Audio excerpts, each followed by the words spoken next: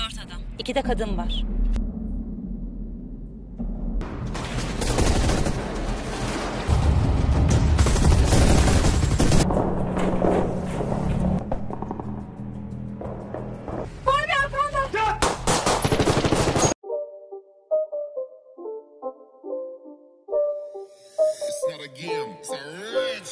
Halo guys, kembali lagi bersama saya Stephen di channel Broview.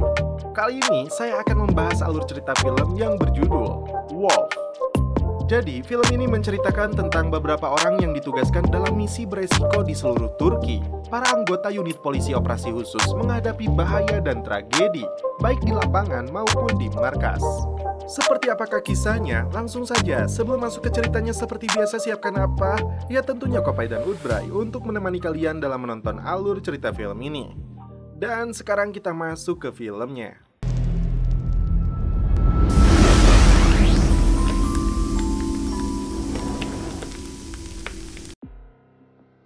Di awal film, diperlihatkan seorang pria mencurigakan memasuki sebuah tempat hiburan malam di Turki. Dan tiba-tiba ini yang terjadi.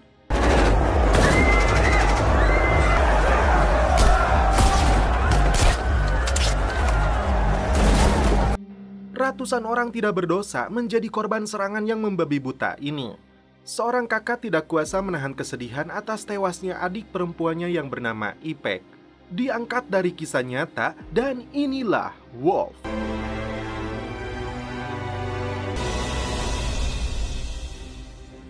Perkenalkan, kelompok pasukan khusus Turki yang dijuluki Boru. Komandan mereka bernama Behçet. Sniper wanita bernama Asena. Ahli negosiasi bernama Kemal. Ahli teknik bernama Barbaros. Si pemarah bernama Turan, dan beberapa anggota lainnya. Turan dengan kumis baplangnya memasuki sebuah wilayah di Turki yang sedang diserang kelompok teroris. 2 tahun terakhir dia terpisah dengan pasukan khusus ini karena hukuman yang harus dia jalani karena tindakan indisipliner yang dilakukannya. Tiba-tiba sebuah bom meledak di belakangnya. Bergabung dengan rekan-rekannya, tidak mau buang waktu, Turan langsung mengambil rompi anti peluru dan senjatanya.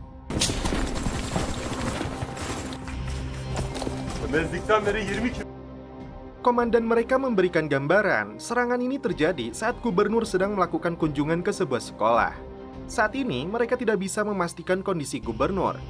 Tapi yang jelas, dia dan beberapa orang termasuk siswa dijadikan sandera oleh para penyerang.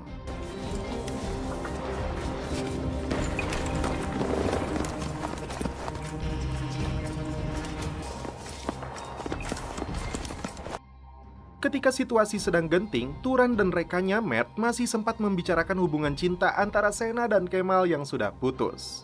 Satu persatu para penjahat itu dihabisi.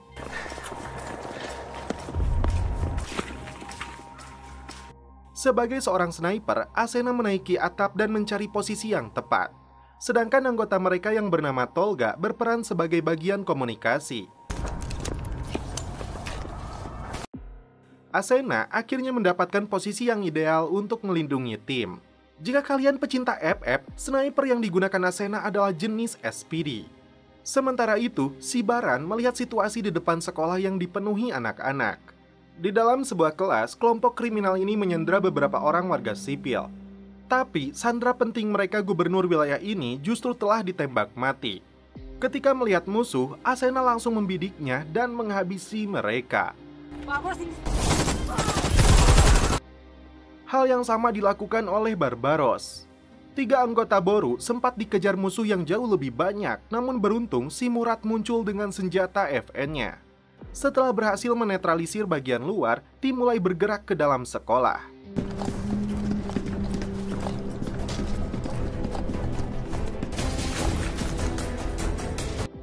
Sebagai ahli negosiasi, Kemal membujuk 3 tersangka yang sedang menyandera korban untuk memilih 3 penawarannya. 1. Kalian mati. 2. Kita yang mati, tapi kalian juga akan tetap mati setelahnya. Sekolah ini sudah dikepung dan tim mereka sudah membunuh banyak dari kalian. Pilihan terakhir adalah menyerahkan diri tanpa perlawanan dan tim berjanji akan menangkap hidup-hidup asalkan warga sipil yang berada di dalam selamat. Apalagi setelah tim tahu gubernur sudah mati, misi mereka sudah berakhir. Situasi sebenarnya sudah bisa dikendalikan, namun si pria tua malah mencoba merampas salah satu senjata milik tersangka. Karena mendengar tembakan, tim langsung bergerak ke dalam. Mert dengan sigapnya melindungi seorang siswa yang hampir tertembak. Naas, peluru itu mengenai punggungnya tepat di bawah rompi anti peluru. Sebagai sahabatnya, Turan berupaya untuk menenangkannya. Tapi sayangnya nyawa Mert tidak terselamatkan.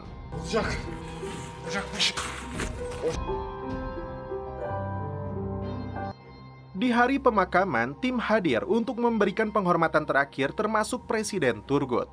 Sebagai komandannya, Behcet merasa paling bersalah atas tewasnya Mert. Presiden meminta tim untuk memburu otak dari serangan teroris ini.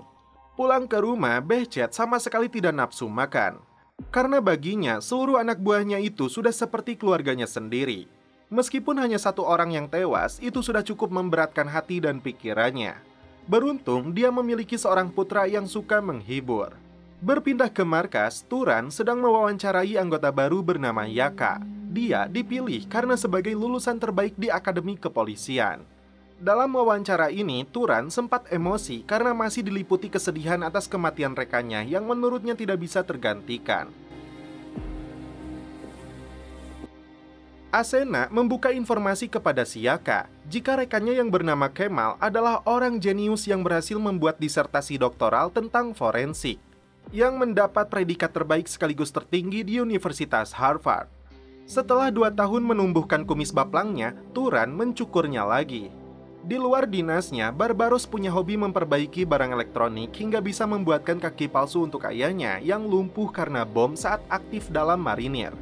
Bergabungnya Yaka dengan dunia militer rupanya tidak direstui oleh kedua orang tuanya, bahkan sejak dia masuk ke akademi. Mereka khawatir terjadi hal buruk kepada putranya ini. Tapi sebenarnya ada alasan terkuat orang tua Yaka melarangnya yang belum terungkap. Berpindah ke markas Boru, si cantik Zeynep sedang menunjukkan kepiawaiannya dalam menusukkan pisau ke sela-sela jarinya. Tak lama kemudian, komandan membawa Yaka untuk diperkenalkan kepada seluruh tim. Memulai latihan perdananya, Yaka harus beradu kecepatan menembak target melawan Turan yang terkenal di timnya sebagai penembak tercepat. Tidak mau kalah pamer, Yaka mengaku sebagai lulusan terbaik di akademi. Taruhannya, dia yang kalah harus bergulat dengan Murad si beruang. Ketika Asena melempar magazin, Yaka tidak berhasil menangkapnya, karena itu dia dinilai kurang refleks. Turan mendapat giliran pertama menunjukkan kepiawaiannya.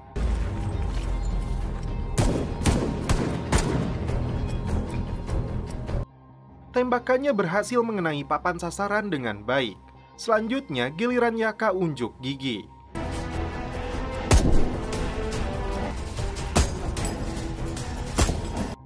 Dari catatan waktunya, Turan unggul dari Yaka. Turan memberikan tips untuk fokus pada target, bukan pada keker senjatanya. Sebagai hukuman, Yaka harus merasakan gulatnya seorang Murad, si preman pensiun. Scene beralih ke pengadilan. Behcet hadir dalam sidang dakwaan terhadap mantan Presiden Irfan yang dituduh menggelapkan dana senilai 3 juta dolar. Selain itu, Irfan dituduh mentransfer uang kepada organisasi separatis. Irfan dituduh seperti mantan Presiden Kenan yang kita tahu dalam sejarahnya melakukan kudeta berdarah tahun 1980 terhadap penguasa sebelumnya yang memakan banyak korban. Pendukung Irfan berteriak tidak setuju. Baginya, Irfan seorang abdi negara yang berjuang untuk negara dan bangsanya.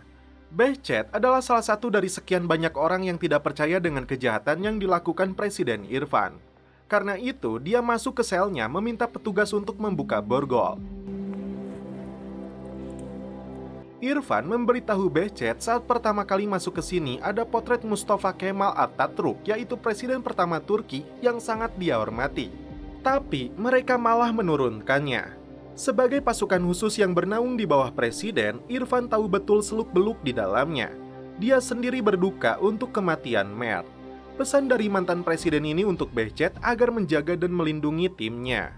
Seperti halnya Siaka yang berasal dari lulusan terbaik akademi, ternyata Behcet pun sama. Dulunya dia adalah lulusan terbaik yang direkrut menjadi anggota pasukan khusus Boru hingga kini menjadi komandannya. Irfan rela mengorbankan hidupnya demi negara ini dan khususnya untuk pasukan khusus Boru dari mereka. Siapakah penjahat sesungguhnya yang dimaksud oleh Irfan? Lanjut. Kembali ke markas, Tolga memberikan pemaparan hasil penyelidikan tentang otak di balik serangan yang terjadi di sekolah itu. Meskipun tingkahnya konyol, Turan ingat betul dengan pelaku saat dirinya berbelanja di Alfamart untuk membeli Kinder Joy. Turan tidak percaya jika dia adalah otaknya. Turan menyesal seharusnya dia tidak membiarkannya lolos. Kelompok kriminal bersenjata itu berasal dari anggota PKK, bukan ibu-ibu PKK ya, catat. Berdasarkan informasi intelijen, pelaku yang bernama Riza itu saat ini sedang berada di sebuah apartemen bernama Sahin, tepatnya lantai 25 nomor kamar 42. Presiden Turgut meminta tersangka ditangkap hidup-hidup. Komandan kemudian menyusun rencana untuk aksi malam ini. Sebagian berjaga di gerbang depan, Asena berada di sebuah atap untuk mengawasi kamar para pelaku. Sedangkan tim utama ikut bersama komandan ke lokasi target.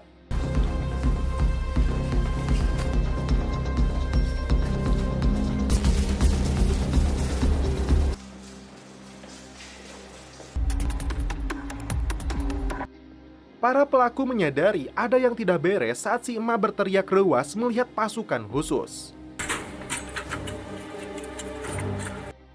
Asena yang berada di atap melihat gerakan para tersangka dengan senjata mereka, dan tiba-tiba adu tembak pun terjadi.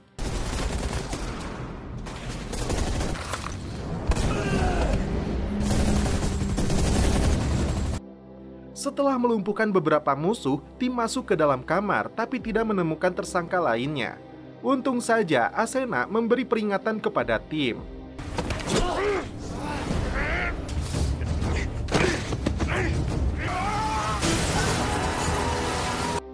Hingga akhirnya salah satu tersangka ditendang hingga terjatuh dari atas apartemen itu. Tim lanjut bergerak ke atap apartemen untuk mengejar sisanya.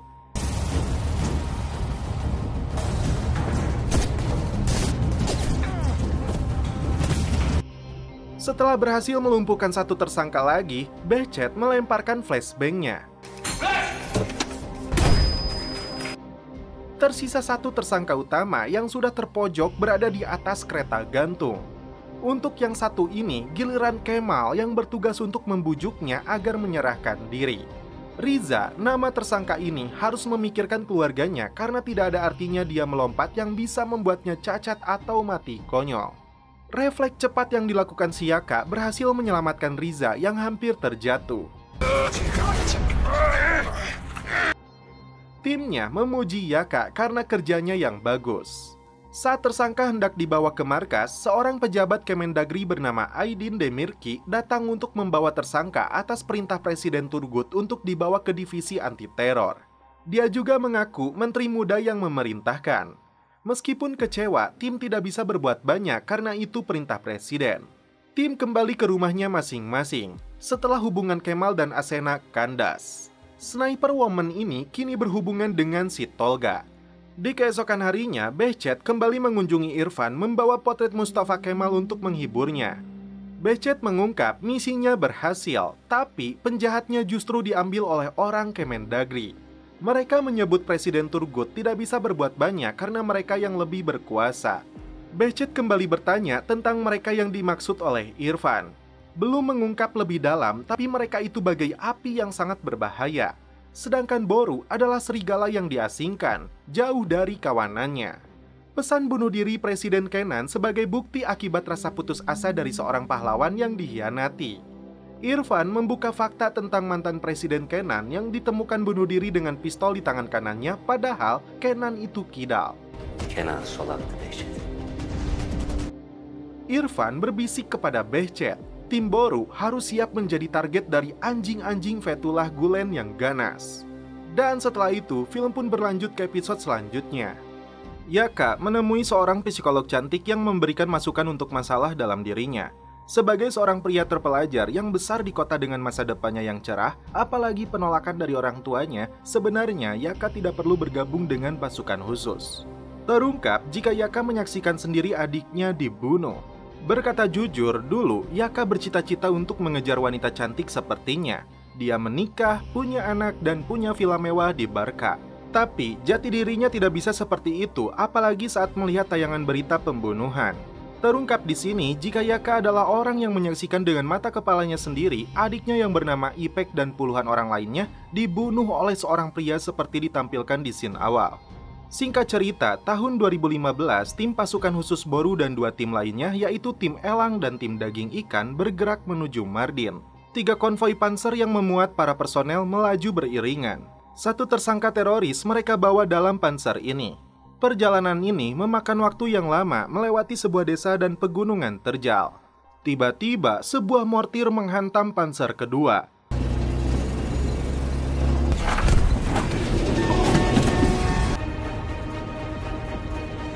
Tim melihat musuh sedang mengisi ulang RPG. Kontak senjata pun tidak terelakkan lagi. Puluhan musuh menembaki tim dari atas bukit.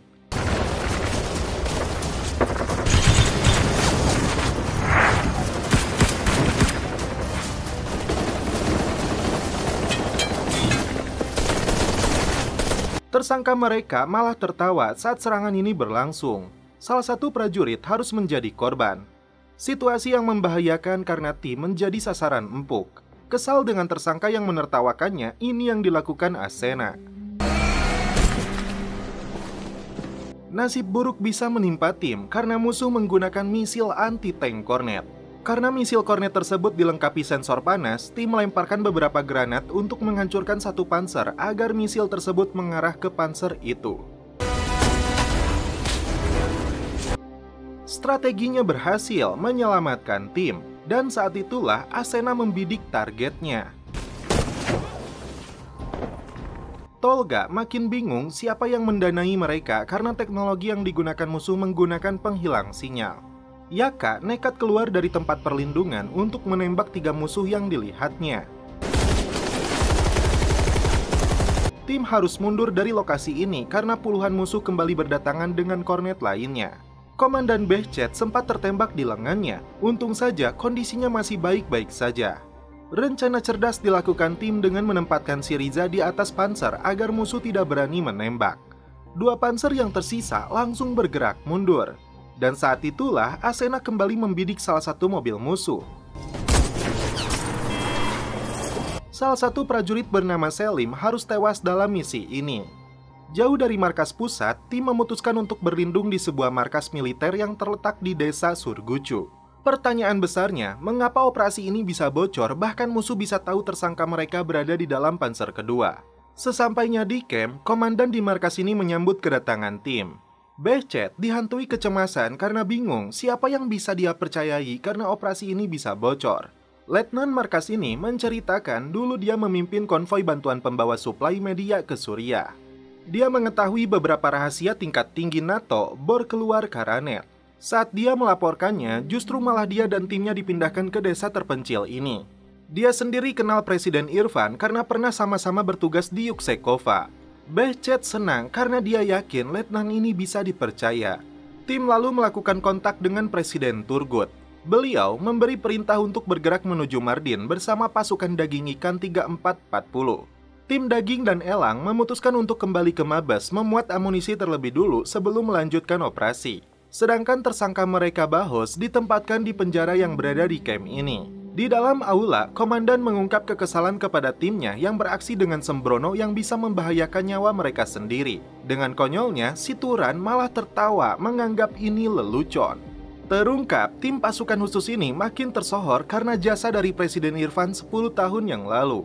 Secara pribadi, Tolga merasa ada yang membocorkan operasi ini kepada musuh. Dan siapakah pengkhianat itu? Setelah dilakukan pengecekan, Barbaros tidak menemukan adanya masalah teknis dengan panser, hanya kekurangan bahan bakar. Letnan memberitahu jika di desa ini ada satu-satunya penjual Pertalite mini. Sebagian tim berjalan kaki ke desa untuk membeli bahan bakarnya. Presiden Turgut menemui Irfan di dalam penjara. Kedua presiden ini bekerja sama untuk membongkar para penjahat yang bersembunyi dalam pemerintahannya. Turgut meminta bantuan Irfan untuk melakukan kontak dengan penghubungnya. Meskipun sangat percaya, tapi Irfan tidak bisa melakukan itu karena penghubungnya sangat rahasia. Nanti dia akan memberitahunya. Dalam perjalanan ke desa, tim berpapasan dengan warga desa yang sedang mengarak pengantin wanita. Pimpinan arak-arakan menunjukkan jalan kepada tim, bahkan akan membayar bensin yang mereka inginkan. Hadi hayırlı uğurlu olsun.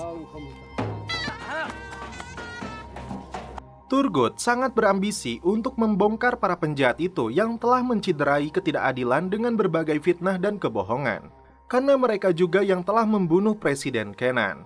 Saat Turgut kembali meminta identitas penghubungnya, Irfan memberitahunya tidak gamblang. Ada sebuah film tentang robot yang dibintangi pria kekar, film kedua rilis tahun 90-an. Itulah film terbaik selama hidupnya, tontonlah film itu, kata Irfan. Saat di kamar mandi, Turan melihat bekas luka tembak di bahu Yaka, padahal dia baru bergabung dengan pasukan khusus. Barbaros meminta Yaka menceritakannya dengan jujur karena dalam tim ini tidak ada yang rahasia. Barbaros lalu menceritakan luka tembak di tangannya akibat ayahnya yang mencoba bunuh diri karena tidak bisa menerima keadaan setelah kedua kakinya lumpuh saat dinas di militer. Yaka akhirnya menceritakan penyerangan 2 tahun lalu yang menyebabkan adiknya tewas, sedangkan dia sendiri mengalami luka tembak itu. Karena itulah dia memutuskan untuk bergabung dengan marinir untuk memburu para penjahat. Mendengar mirisnya cerita tersebut, Turan berjanji akan minum bersama darah dari para pelaku. Sedangkan masalah pribadi yang dihadapi Turan adalah perceraian dan utang-utang toko ayahnya. Yang belum terungkap adalah alasan hukuman 2 tahun yang harus diterima oleh Turan. Turgut menghubungi Behcet menyuruhnya untuk bersabar dengan misi ini karena mereka bergerak sendirian. Selain itu, dia sedang menyelidiki kasus kematian Kenan. Setelah menemui Irfan, Presiden Turgut bertanya tentang sosok Osman Alan yang disebut marinir pembantai tahun 90-an. Awal tahun 2000, dia membuka berkas untuk penyelidikan kebocoran. Karena dianggap terlalu jauh, dia dipensiunkan. Sosoknya cukup penting untuk membongkar semua ini. Behcet meminta presiden segera mengatur pertemuan dengannya. Asena dan Kemal disambut warga yang sedang melangsungkan pernikahan. Seorang gadis kecil adik dari pengantin wanita menarik perhatiannya. Tim mendapat informasi seorang penjaga desa yang terhubung dengan intel lokal dirawat di rumah sakit akibat tertembak musuh. Menurut informasi, kelompok kriminal itu sedang bergerak menuju desa ini untuk merebut tersangka mereka. Tim kemudian melakukan interogasi kepada Bahoz. Dari mulutnya, dia mengaku kelompoknya sedang berupaya untuk mengambil alih Kurdistan Utara dengan rencana perang saudara. Untuk membuka mulutnya lebih jauh, Asena kembali menginterogasinya seorang diri. Penasaran dengan yang dikatakan sniper ini, si Turan nguping dari balik pintu. Dengan kalimat psikoploknya, Asena berhasil mendapatkan informasi penting dari penjahat ini. Tim kemudian menyusun rencana. Karena amunisi yang terbatas, tidak mungkin mereka berlindung di camp ini. Turan memberi saran untuk mencegat musuh di desa untuk memberi kejutan kepada mereka. Malam itu juga, tim bergerak senyap ke desa yang sedang dijadikan tempat persinggahan kelompok musuh. Güneş doğmadan bu iş bitecek.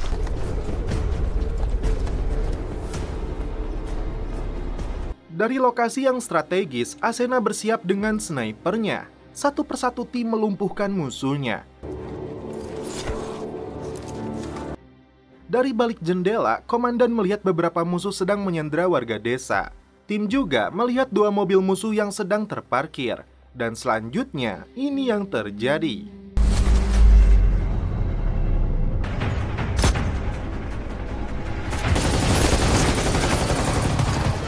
Yaka berhasil membunuh satu musuh yang berada di dalam mobil.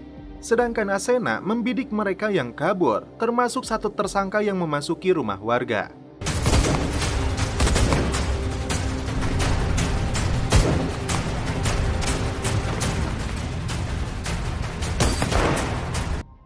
Tim berhasil menuntaskan misinya. Tiba-tiba mereka mendengar teriakan warga. Saat dilakukan pengecekan, gadis kecil yang ditemui Asena telah tewas karena peluru yang dia tembakan menembus tubuh tersangka hingga mengenai gadis tersebut. Di sini, Asena benar-benar sangat menyesal. Dan setelah itu, film pun berlanjut ke episode selanjutnya.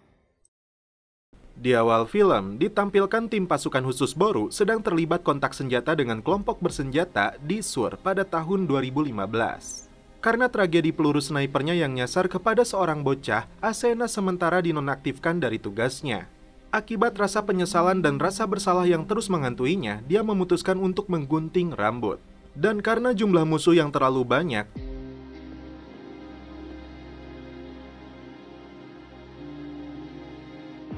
tim memutuskan untuk mundur. Beyler binaya geri çekiliyoruz, yürüyün!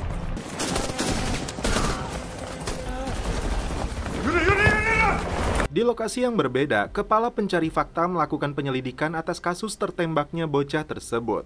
Selain Asena, hadir di sana komandannya Behçet, Kemal, dan Tolga. Sebagai pendiri sekaligus pelindung tim pasukan khusus ini, Presiden Turgut ikut hadir untuk memastikan penyelidikan ini dilakukan secara transparan. Meskipun autopsi masih berlangsung dan belum jelas peluru itu berasal dari Asena, tapi sniper cewek ini sudah pasrah dengan nasibnya. Behçet menjelaskan tentang tim pasukan khusus Boru yang terbagi dari 3 unit dengan total personil 17 orang. Berasal dari orang-orang yang terbaik di akademi, personil akan dipromosikan sesuai kemampuannya di lapang dan senioritas mengalahkan pangkat karena tidak ada campur birokrat. Aturan ini dibuat oleh pendiri mereka, yaitu Presiden Turgut, Presiden Irfan, dan mendiang Presiden Kenan. Kemal sangat kesal dengan gaya penyelidikan si botak, apalagi tangannya atel karena saat ini rekan-rekannya sedang terlibat baku tembak. Karena musuh melakukan pengepungan dari berbagai penjuru, Yaka memberi saran kepada Barbaros untuk meminta bantuan udara. Namun, markas menolak permintaan tim untuk mengirim jet tempurnya karena musuh tidak terlihat dalam pandangan mereka. Markas akhirnya mengizinkan jet tempur untuk terbang rendah menakuti musuh dengan bom suaranya. Tiba-tiba timbul masalah komunikasi. Si cantik Burcu mengatakan tim forensik membutuhkan waktu sekitar beberapa bulan untuk memberikan laporan balistik. Karena itu, sementara waktu Asena dilarang untuk terjun ke lapangan. Begitupun dengan Kemal dan Behçet karena mereka adalah saksi penting dalam kasus ini. Asena yang sudah pasrah malahan berniat untuk mengundurkan diri dari tim khusus. Presiden Turgut dan tim menyadari si botak itu adalah bagian dari para penjahat yang bersembunyi dengan dasi mereka untuk menghancurkan Boru. Behçet sendiri kecewa dengan Asena yang berniat untuk mengundurkan diri di saat timnya sangat membutuhkan. Rasa bersalah atas tewasnya anak tersebut terus menghantuinya, karena itu Asena kekeh dengan keputusannya, padahal laporan forensik belum keluar. Presiden menugaskan Kemal untuk menyelidiki Burcu apakah wanita itu terlibat dengan para mafia atau tidak. Presiden berjanji jika mereka menyerang tim lainnya dengan berbagai kebohongan, aku akan menghancurkan mereka. Di luar dugaan sebelumnya, musuh menggunakan mortir dan peluru kendali anti-tank. Tak hanya itu saja, Barbaros gagal menghubungi jet utama 8 karena musuh kembali menggunakan teknologi penghilang sinyal. Tim yang terbagi dua ini sama-sama berada dalam kondisi terjepit, apalagi tanpa bantuan Asena. Sebagai pelari terbaik, Murad mengajukan diri untuk menaiki puncak Bukit Abbas untuk mendapatkan sinyal agar bisa menghubungi jet tempur. Karena tidak ada pilihan lain, Turan mengizinkannya.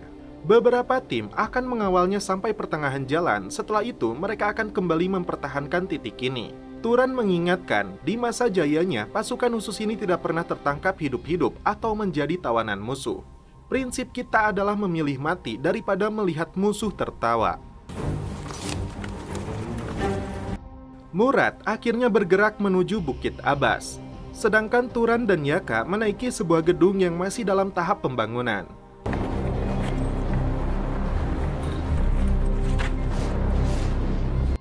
Tolga memberitahu hubungan antara dirinya dan Asena kepada Kemal sebagai mantan kekasihnya. Meski dia berasal dari pasukan anti-teror, namun dia merasa bagian dari Boru. Turan dan Yaka bertugas untuk memberi jalan kepada Murad dari pasukan musuh yang mengejar mereka. Lazım olursa. Hayır. Siz sağ salim ilerleyin. Di saat yang sama, musuh memasang peledak di sekeliling bangunan tersebut. Hangisi? Muratlar daha önemli şu an bizden. Baku tembak pun kembali terjadi.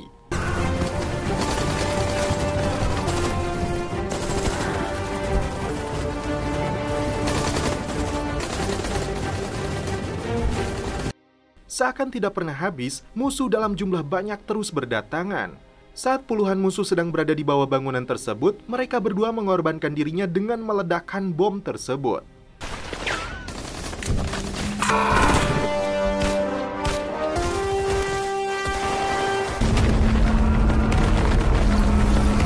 Tim sangat terkejut saat melihat bangunan itu roboh hingga rata dengan tanah.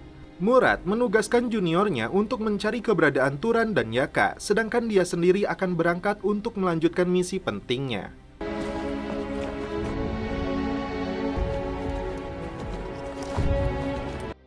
Presiden Irfan kembali mengingat tentang cita-cita pendiri bangsa ini untuk menjadikan Turki sebagai bangsa besar hingga Eropa iri kepada mereka. Hal ini dia ungkapkan kepada Asena yang ternyata putri dari mendiang Presiden Kenan. Selain tersohor karena kepemimpinannya yang adil, Presiden Irfan tidak pernah meninggalkan sholat 5 waktu bahkan saat berada di atas gunung. Terungkap di sini, tim Boru yang disebut juga tim 3450 karena berasal dari surat ke-34 ayat 50 yaitu surat Saba. Setelah robohnya bangunan tersebut, Turan dan Yaka berhasil selamat namun terjebak di antara puing reruntuhan. Meskipun matanya baik-baik saja, tapi akibat guncangan tersebut, Yaka mengalami kebutaan sementara karena gula darahnya yang drop. Karena itu, Turan memberinya coklat. Murad mendapat panggilan radio dari Letu Demir sebagai pilot jet tempur. Namun karena penghilang sinyal, komunikasi mereka tidak berjalan dengan baik. Sinyal alabileceğim bir yükseltiye çıkın 3450. Murad kembali berjalan untuk menaiki Bukit Abbas agar sinyal radio lebih baik. Pilot cantik ini kemudian terbang sambil menunggu panggilan radio selanjutnya.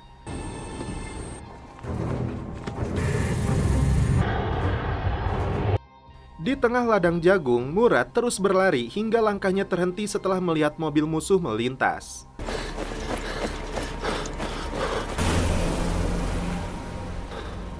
Di lokasi itu, Murad melihat militan sedang mengisi amunisi. Karena berada di dataran rendah, dia masih kesulitan untuk melakukan komunikasi dengan pilot. Vakit azalıyor. Cemur'dan çıktınız mı? Karena bahan bakar yang terbatas, pilot meminta Murad untuk naik lagi ke atas bukit. Tiba-tiba, seorang musuh muncul memergokinya. Untungnya, Murad berhasil melumpuhkannya.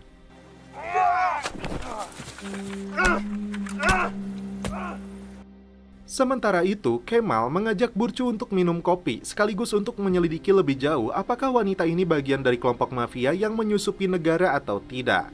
Kemal mengambil kesimpulan jika Burcu bukan bagian dari mereka karena sikapnya yang agresif, semangat, dan ganas dengan perdebatan. Hiç sanmıyorum. Karena perebutan senjata tadi, Murad sampai tertembak, tapi dia terus berjuang untuk menaiki bukit. Murad kembali menghubungi Demir karena musuh sedang melakukan pengejaran terhadapnya.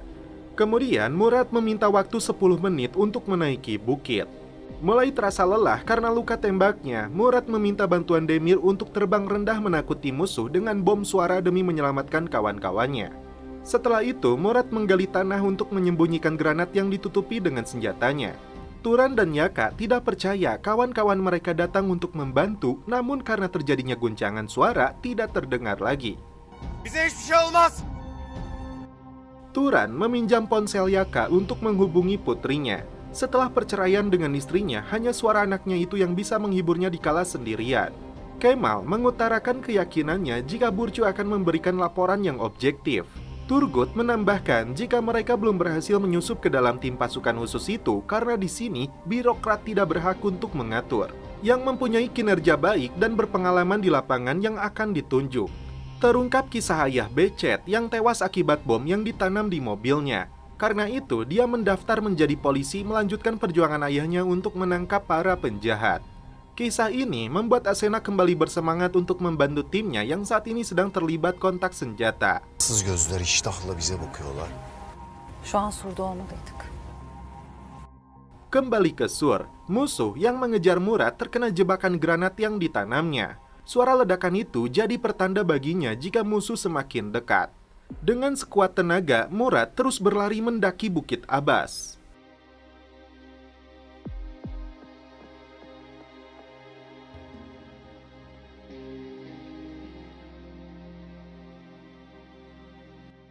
Sesampainya di puncak, Murad kembali menghubungi pilot jet. Sinyal alıyorum. 3450 Murat, beni duyuyor musun? Dalam kondisi yang sudah semakin lemah itu, Murad memberikan koordinat agar pilot memberikan gertakan kepada musuh. Pilot yang bernama Goki ini lalu punya ide untuk menggunakan antena F-16-nya sebagai penerus sinyal ke bawah. Situasi makin mencekam karena puluhan musuh mulai bergerak ke atas bukit.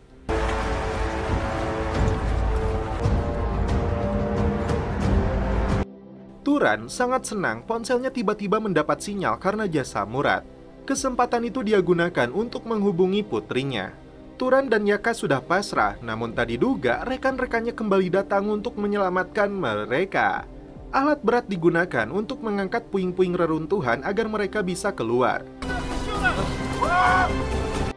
Meskipun berhasil selamat, tapi pertempuran belum berakhir. Puluhan musuh datang mendekat, membahayakan seluruh tim.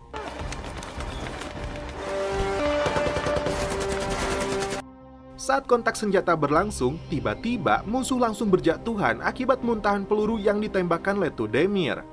Timnya berhasil selamat, namun tidak bagi Murad yang rela mengorbankan nyawanya. Dia meminta Letu untuk mengebom Bukit Abbas di saat 20 musuh sedang mendekat kepadanya. Murad memilih untuk mati daripada tertangkap hidup-hidup. Sebelum kesadarannya hilang, Murad memberikan koordinatnya kepada Goki. Dia senang dapat berkenalan dengan pilot cantik sepertinya meskipun dia belum pernah melihat wajahnya. Dia berharap di dunia lain bisa minum kopai bersamanya. Asuruput dulu. Roket akhirnya dilepaskan di atas Bukit Abbas. Sebuah pengorbanan tidak sia-sia yang dilakukan seorang prajurit demi keselamatan rekan-rekannya.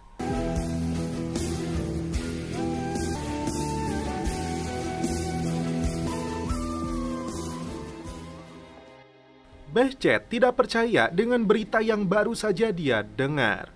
Dan setelah itu, film pun berlanjut ke episode 4.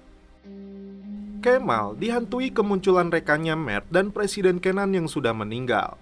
Tak hanya mereka, Kemal pun dihantui Asena yang sedang hamil tapi memilih untuk bunuh diri.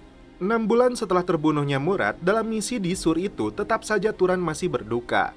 Perasaan paling bersalah Turan adalah karena dia sendiri yang menyuruhnya memilih kematian daripada tertangkap oleh musuh. Kemal mengajak Turan untuk kembali bangkit dari keterpurukan dan menyelesaikan misi ini. Di Istanbul tahun 2016, seorang supir truk bernama Halil terpaksa berhutang kepada seorang mafia judi bernama Sahin. Jika hutangnya ingin lunas, Halil harus mengirimkan barang milik seseorang yang disebut sebagai hantu. Halil sempat menolak karena dia tahu si hantu itu adalah teroris. Seorang pelayan bernama Fatih mendengarkan pembicaraan mereka. Informasi tersebut Fatih sampaikan kepada anggota pasukan khusus Baran dan rekannya. Malam itu, Letudemir menemui Yaka untuk mengetahui lebih jauh tentang Murad. Bahkan, Demir ingin sekali mengunjungi keluarganya. Ada penyesalan dan kesedihan tersendiri baginya karena kejadian itu. Tapi Yaka memastikan tidak ada satupun rekannya yang menyalahkan kepadanya sama sekali. Setelah 6 bulan berlalu, Asena akan menerima laporan hasil penyelidikan kasusnya. Tolga ingat betul jika dirinya yang melihat pertama kali jasad Presiden Kenan, ayah dari Asena. Satu tangan memegang senjata dan satu tangan lagi memegang foto wisudanya. Bukti itu menunjukkan betapa sayangnya dia kepada Asena. Presiden Turgut meminta Kemal untuk menjadi mata-mata dalam penyelidikan kelompok mafia yang menyelundup ke dalam negara ini. Karena itu, Kemal akan menjadi warga sipil biasa untuk sementara waktu. Tolga membawa hasil penyelidikan untuk kasus Asena. Ternyata peluru yang bersarang di bocah tersebut berasal dari senjata AK-47 milik musuh. Dari awalnya sangat tegang, Asena kini bisa bernafas lega.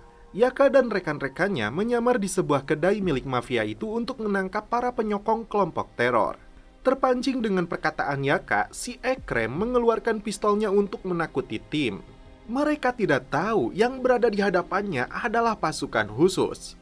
Bahkan dia todongkan senjata tersebut kepada Baran. Dan tiba-tiba ini yang terjadi.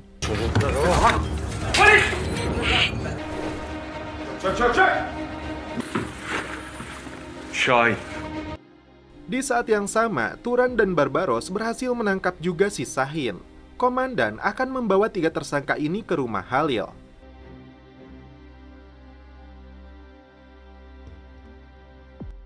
Zeynep menemui Asena di pemakaman ayahnya yang memilih tewas dengan bunuh diri. Ketika Halil dibawa ke rumahnya, dia berusaha kabur, lalu Kemal mengejarnya.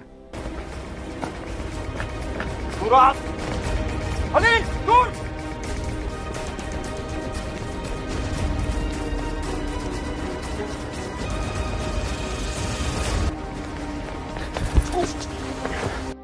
Dia berhasil ditangkap kembali. Sementara itu, Barbaros, Yaka, dan Baran mengawasi Hanin dan anak buahnya di sebuah lapangan untuk menunggu instruksi komandan. Rencana tim adalah memancing si hantu keluar dari tempat persembunyiannya. Di pertemuan dengan istrinya dalam keadaan terborgol, Halil merasa malu. Tapi si Turan cuek saja saat menikmati makanan yang disuguhkan. Tiba-tiba, Asena datang ke rumah sakit setelah mendapat kabar penyerangan dari beberapa preman jalanan terhadap Zeynep, hingga kalung peninggalan ibunya mereka curi. Halil mengaku terpaksa bermain judi di kedai Sahin karena membutuhkan biaya operasi untuk anaknya. Setelah terjebak hutangnya, Hanin memanfaatkan dirinya untuk mengirim pasokan bagi kelompok teror. Mereka bergantian menggendong bayinya karena ayunannya rusak. Kemal berhasil memperbaikinya kembali karena dia ahlinya saat melihat kekurangan dan kelemahan. Terungkap saat menjadi kekasihnya, Asena hamil, tapi 3 bulan kemudian bayinya keguguran padahal dia berniat untuk menikahinya tapi hubungan mereka keburu kandas. Asena menemukan para preman yang menyerang Zeynep, dan ini bentuk pembalasan yang dilakukannya.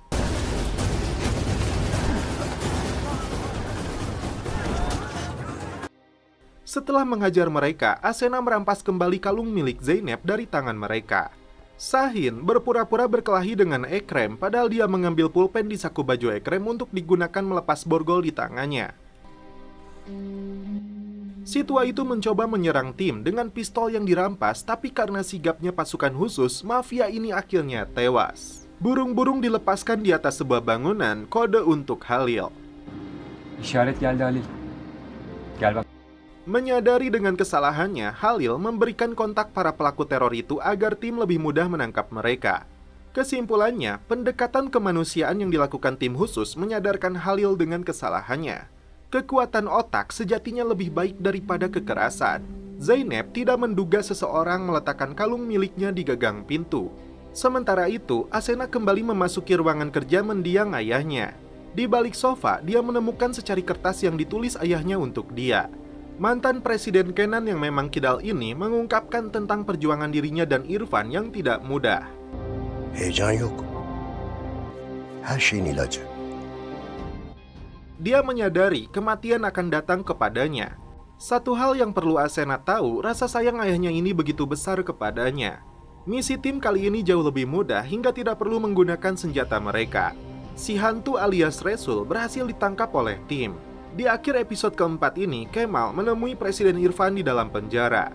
Turgut menyuruh Kemal menemui Irfan bukan tanpa alasan. Di saat mereka semua sedang mengawasi gerakan Behcet dan Tolga, Kemal ditugaskan untuk memberikan kejutan kepada mereka dengan membunuh salah satu pahlawan terhebat negeri ini, yaitu Osman Alan. Onu öldüreceksin. Dan setelah itu, film pun berlanjut ke episode selanjutnya. Di awal film, Kemal datang menemui Osman Alan, seorang pahlawan di negeri ini yang sangat dihormati sesuai dengan perintah Presiden Irfan. Ternyata tujuannya bukan untuk membunuhnya, tapi menyembunyikan kematiannya. Rupanya Kemal tidak datang sendiri, tapi bersama Turan dan Yaka. Rencananya Osman akan melukai dahinya agar darahnya yang tertinggal di TKP jadi bukti bagi Departemen Forensik jika pelaku telah menembak kepalanya. Rencana cerdas yang dilakukan Kemal sangat dipuji oleh Osman. Selain itu, Kemal harus menggunakan peredam suaranya agar diketahui analisis gas. Tempat ini pun akan dibuat berantakan agar tampak adanya perlawanan dari Osman. Di lokasi berbeda, Behcet dan sisa timnya sedang mengawasi sebuah gedung yang diduga digunakan sebagai tempat bersembunyinya pelaku teror. Behcet dan timnya itu tidak tahu jika 3 anggotanya punya misi rahasia. Bahkan, Yaka sendiri yang diajak oleh Turan tidak tahu tujuannya di tempat ini. Yaka cukup terkejut saat melihat Kemal memegang pistol dengan peredamnya. Di lokasi itu, tim menemukan banyak amunisi aktif yang dicuri oleh pelaku. İçimde kötü bir his var. Untuk memastikan lokasi itu bersih, tim mengepung gedung tersebut. Osman melukai dahinya dengan sebuah pisau. Setelah itu, Kemal disuruh menembakkan pistolnya 3 kali di dekat kepalanya. 3 selongsong peluru yang akan ditemukan akan membuat mereka berpikir 2 ke jantung dan 1 ke kepala.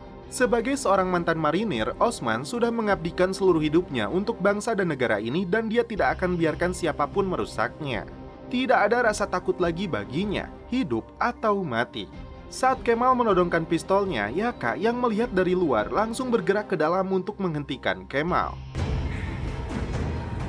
Biri girmemesi gereken biri. Abi, silah indir ne olur.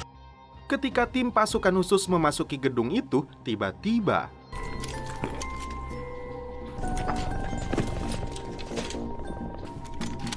Silah! Kemal akhirnya memuntahkan 3 pelurunya. Hadi oğlum. Sık.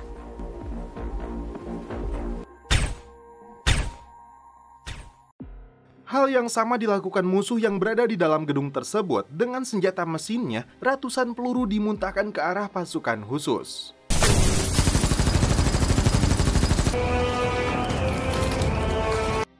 Tan langsung berteriak memberi peringatan kepada tim saat dia melihat bom akan meledak. Yaka akhirnya sadar tembakan itu hanya sembarang untuk memalsukan kematian Osman. Tan ditemukan tidak sadarkan diri dengan luka bakar di kakinya, sedangkan Asena terlibat perkelahian dengan pelaku teror. Ketika Asena hampir ditembak, Barbaros datang tepat waktu untuk menyelamatkannya. Pelaku berhasil dilumpuhkan dan hampir saja dia bunuh, tapi komandan mencegahnya. Barbaros yapma! Saat dalam perjalanan, Osman melarang mereka menggunakan ponsel untuk menghindari pelacakan. Kabarnya, mereka juga akan membebaskan Irfan karena harus ada biang kerok atau kambing hitam saat para penyelundup negara itu bergerak. Dalam waktu dekat, mereka akan melakukan perang terbuka terhadap negara ini. Menteri Muda meminta mantan Presiden Turgut sebagai pimpinan Boru untuk menyelidiki kasus ini dan mengirim tersangka ke Ankara. Pelaku rupanya bukan orang Turki dan Menteri Muda menginginkan pihaknya yang melakukan interogasi kepada pelaku. Turgut kecewa dengan sikap menteri itu yang berpotensi membebaskan tersangka. Bahkan dalam laporannya mereka menyebut itu hanya ledakan kimia. Karena ledakan tersebut, Tan mengalami kondisi yang sangat kritis dengan luka bakarnya yang cukup parah. Asena dan Barbaros merasa berhutang nyawa kepada Tan. Setelah tim utama pergi, Zeynep dengan setia menunggunya. Di dalam perjalanan, Behcet baru menyadari jika Kemal sedang melakukan misi rahasia tanpa sepengetahuannya. Asena yang tersulut emosi berencana untuk memberi pelajaran kepada pelaku, tapi Tolga menghalanginya. Karena makin emosi, Turgut harus turun tangan mencegahnya. Sen bile. Nokta. Di sebuah basement, Behcet sempat marah kepada Kemal karena tidak memberitahunya. Tapi karena itu, perintah langsung dari Irfan dan Turgut akhirnya dimengerti. Osman Paşa hepsi. Yaka menceritakan kisah pilu kematian adiknya kepada Osman, padahal saat itu ayahnya menitipkan adiknya itu kepadanya untuk dia jaga dan lindungi. 4 sene önceki sahil saldırısında öldürüldü. Osman mendengar serangan tersebut saat dirinya berada di dalam penjara. Kemudian, Behcet menemui Osman. Dia minta maaf karena Behcet tidak diberitahu tentang rencana ini karena musuh tahu segalanya. Mereka tahu jika dia sering bertemu Irfan bahkan tentang foto Mustafa Kemal. Ketika musuh berhasil menyusupi negara, mereka tidak mengira jika kita melakukan hal yang sama kepada mereka. Ada Boru lain sepertinya yang rela mengorbankan hidupnya untuk menjadi mata-mata ke pihak musuh. Osman sangat optimis tidak lama lagi akan meruntuhkan piramida itu. Sesuai hasil analisanya, Barbaros sempat tidak percaya dengan helm yang digunakan pelaku lebih modern dari helm pasukan khusus karena dilengkapi teknologi yang dapat mengirimkan semua informasi video dan audio ke operator. Bahkan, helm ini menggunakan penglihatan malam generasi ke-6. Tersiar kabar, polisi Turki dan Departemen Forensik telah bergerak ke rumah Osman Alan. Musuh yang menyelundup ke negara ini adalah pihak yang sama terkait meninggalnya Kenan. Organisasi mereka tersusun rapi, bersembunyi di setiap sudut pemerintahan pusat hingga RT. Elinde bir takım gizli belgeler olduğunu söyledi. Ama aptal değiller. Tolga mendapat kabar pelaku akan dibawa oleh Departemen Intelijen Negara yang mereka tahu tidak sejalan dengan misi pasukan khusus. Saat pejabat itu datang, dia melarang siapapun masuk atau keluar dari gedung Boru. Turan dan Yaka sempat dicegat tidak boleh pergi, tapi hanya Turan yang meladeni kesombongan mereka. Ben kimim biliyor musun? Bahkan mereka memeriksa kantong Turan yang jelas berisi kolor bau hasem.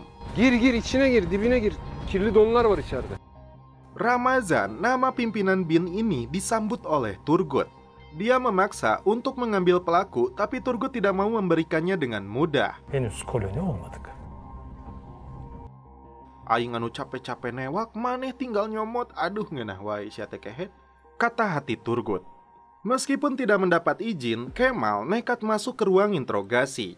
Dengan keahlian dan kecerdasannya dalam menilai dan mempermainkan pikiran seseorang, Kemal menginterogasi tersangka. Kemal tidak peduli jika dia tidak mau bicara, tapi dia bisa melihat kelemahan seseorang yang akan gentar dan hancur secara emosional. Where people would shatter. Yaka yang hendak pergi ke plaza merasa sedang dibuntuti. Pelaku teror ini mengakui kecerdasan Kemal bisa menilai dirinya dengan tepat sebagai personil terbaik yang ditugaskan ke negara ini. Dua orang pelaku melakukan pengejaran terhadap Yaka hingga masuk ke dalam kereta.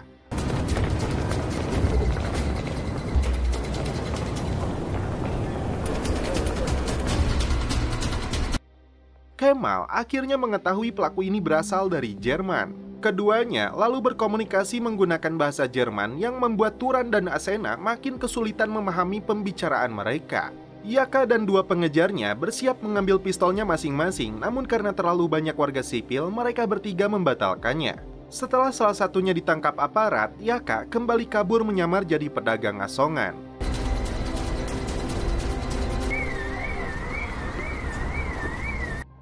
Yaka lalu masuk ke gedung plaza untuk menemui temannya.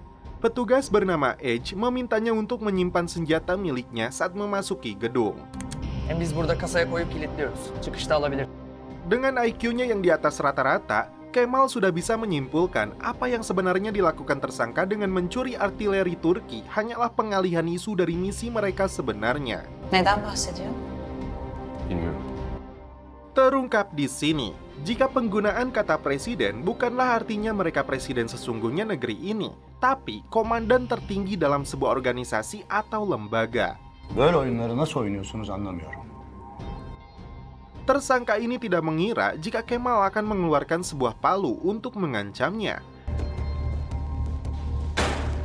Dia mengira Kemal hanya menggertak saja. Tapi bagi Turan, apapun yang akan dilakukan Kemal, dia akan mendukungnya. Dia rela mengorbankan hidupnya untuk membunuh penjahat sepertinya. Ulan gencecik memurların elinde kanı olan bu herif. Kemal akhirnya menghancurkan tangan si pelaku dengan palu tersebut.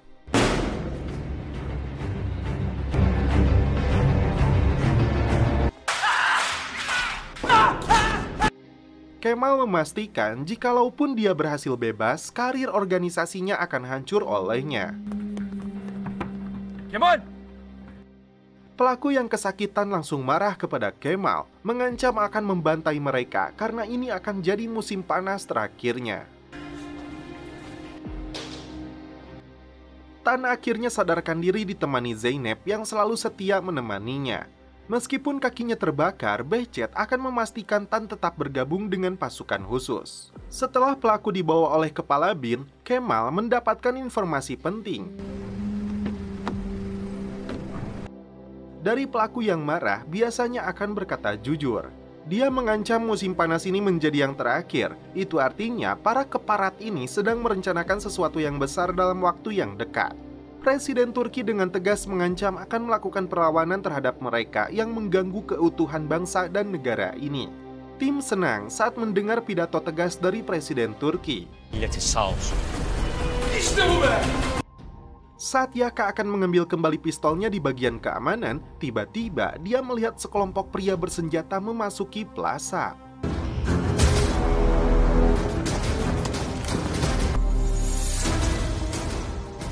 Dan setelah itu, film pun berlanjut ke episode 6. Saat Yaka melihat kelompok teroris ini,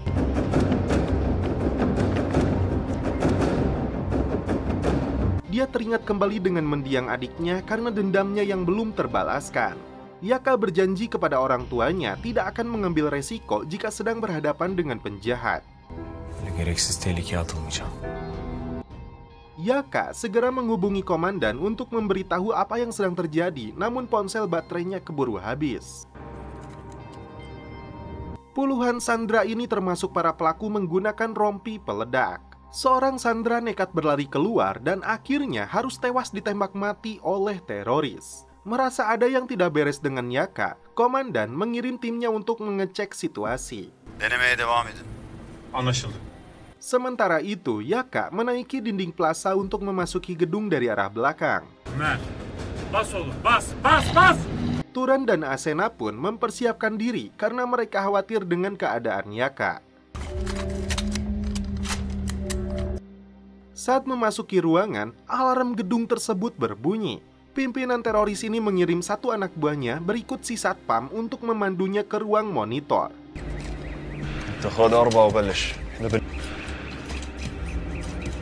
Di ruang keamanan itu, mereka mematikan alarmnya.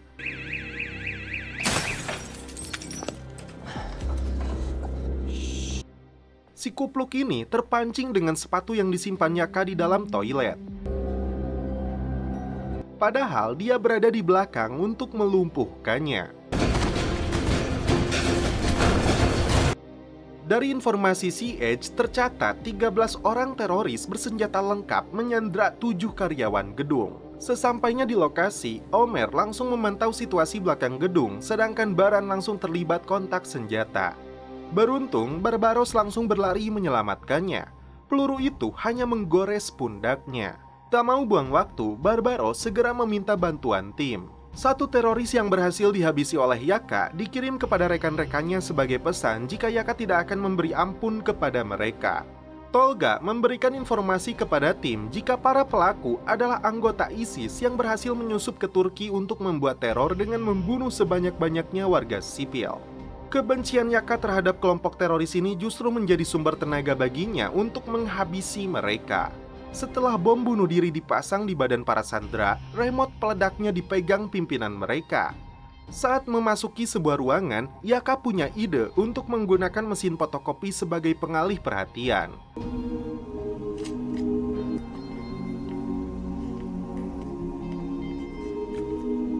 Ketika 3 teroris itu masuk, ini yang terjadi.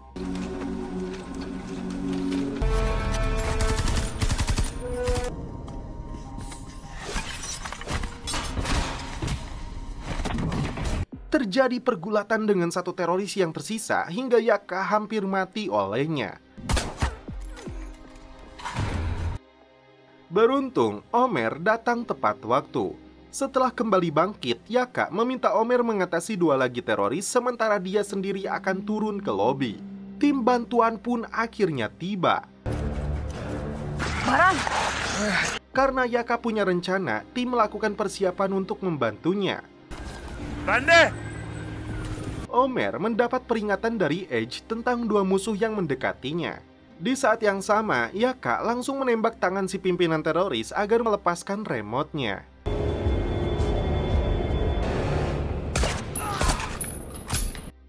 Tim pun langsung masuk untuk menghabisi para pelaku.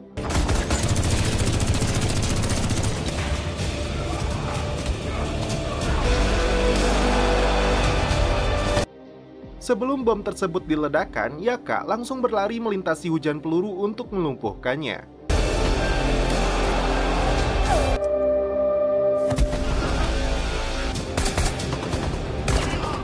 Meskipun pisau menancap di perutnya, Yaka tidak peduli hingga pimpinan teroris ini koit.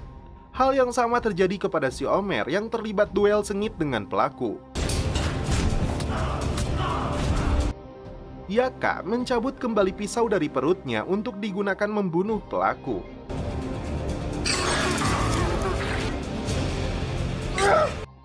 Omer sendiri yang pernah berlatih dengan juara UFC JK Saragi dari Simalungun berhasil melakukan kuncian hingga musuhnya tewas.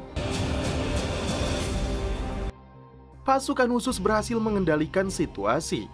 Yaka yang terluka parah segera dilarikan ke puskesmas terdekat. Singkat cerita, sekian bulan berada dalam kondisi koma, akhirnya Yaka pun siuman. Presiden Irfan yang telah dibebaskan dapat giliran untuk menjaganya. Sebuah buku tentang fiksi ilmiah yang diberikan Kemal mengisi waktu sambil menunggunya. Asena dan tim lainnya senang saat mendengar kabar kondisi terkini Yaka. 2 tahun berhubungan dengan sniper liar yang sulit dikendalikan ini, Tolga memberanikan diri untuk melamarnya. Seni seviyorum Hasan. Ben benimle evlen demeye getiriyorum dedi. Di tempat yang berbeda, Turan terlibat cekcok dengan mantan istrinya karena dia dinilai tidak memperhatikan anak mereka. Setelah mereda, Turan meminta izin untuk membawa putrinya dalam acara penyambutan Yaka di musim panas ini.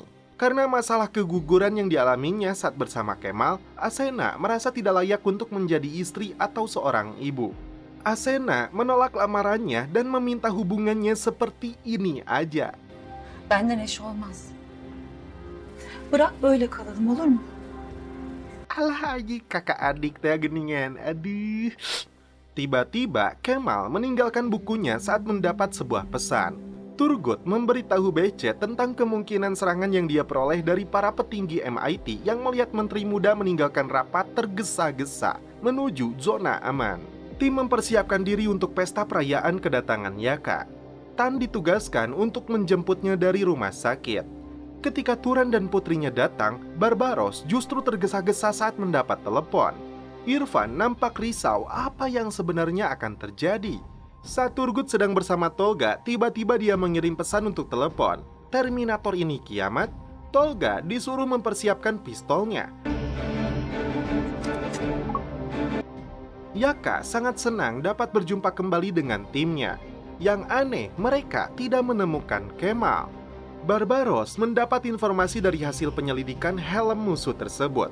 Ternyata enkripsi datanya dikirim ke pusat MIT yang berada di Ankara, Turki. Dua marinir menyekap Kemal karena dituduh sebagai mata-mata. Turgut tidak percaya dan langsung menodongkan senjatanya. Tiba-tiba sirine berbunyi, seluruh pasukan khusus harus bersiap di gerbang. Pesan yang sama diterima 3.000 personil di seluruh negeri. Tersiar kabar pula beberapa pesawat F-16 terbang tanpa izin. Ya Rabbi. Demek başladı. Situasi ini berkaitan dengan upaya kudeta yang dilakukan musuh. Tak diduga, Tolga berbalik menodongkan senjatanya kepada Turgut. Karena ternyata dialah pengkhianat sebenarnya yang bersembunyi di dalam boru. Mereka bertiga saling menodongkan senjata. Irfan membagi tugas seluruh personil ke tiap departemen dan lembaga pemerintahan di negara ini. Yaka mendapat panggilan dari Letu Goki jika pesawat jet musuh telah terbang untuk menjatuhkan bom di Ankara. Terungkap Tolga lah yang telah membunuh Presiden Kenan. Dan tiba-tiba ini yang terjadi.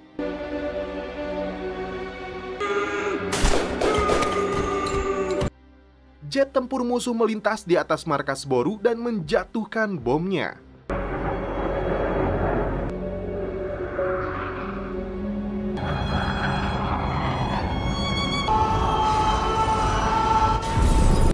Tolga akan menjadikan Kemal sebagai kambing hitam atas pembunuhan ini.